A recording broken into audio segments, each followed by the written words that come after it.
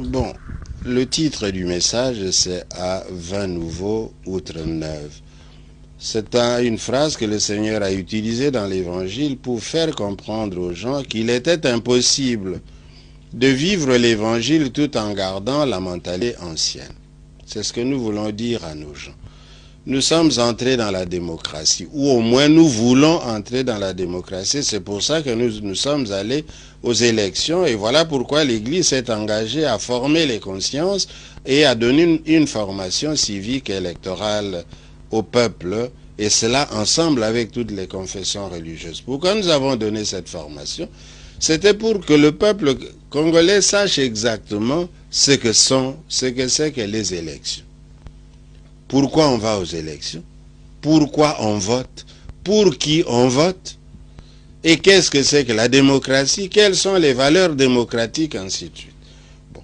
Or, maintenant que nous sommes entrés là-dedans, et nous parlons d'un acquis majeur, puisque nous trouvons que l'Église, au moins, il y a eu la mise en place des institutions. Si les institutions veulent faire leur travail, il y a moyen de redresser le pays. Mais nous constatons que le peuple congolais continue avec la mentalité ancienne, soit celle de la Deuxième République. La corruption bat son plein, il a battu son plein pendant les élections, et il continue à battre son plein. Nous constatons qu'il y a une anarchie. Or, la démocratie n'est pas l'anarchie. La démocratie, c'est l'état de droit. Et l'état de droit suppose que chacun respecte la loi, que la loi est au-dessus de tout le monde. À commencer par le chef de l'État, toutes les institutions et tous les individus sont soumises à la loi.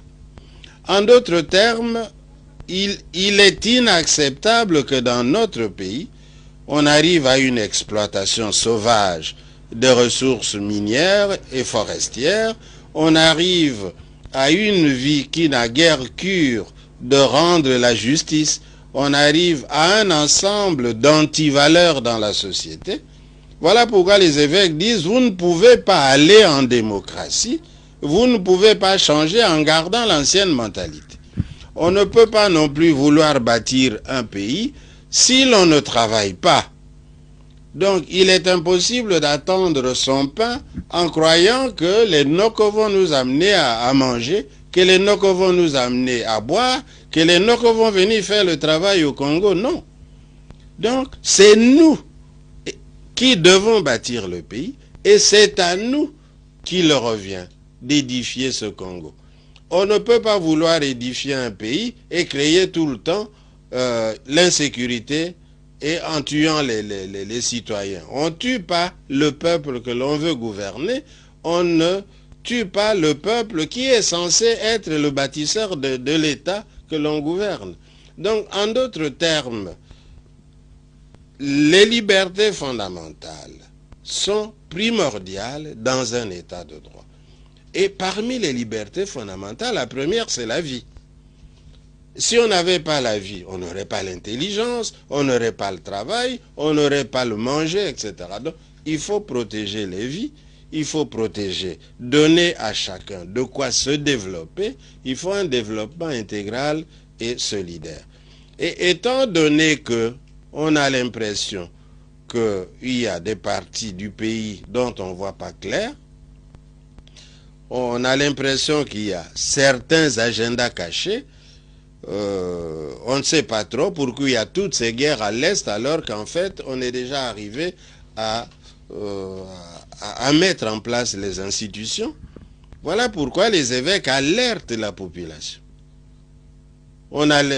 Quand on emporte toutes nos grumes à une allure vertigineuse qu'on n'a jamais connue avant, on dit arrêtez.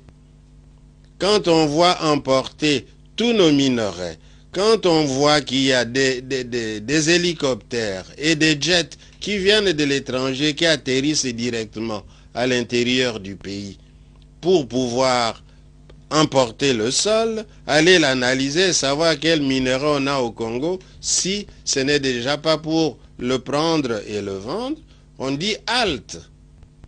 Et voilà pourquoi les évêques ont dit, la maison brûle, ne dormons pas.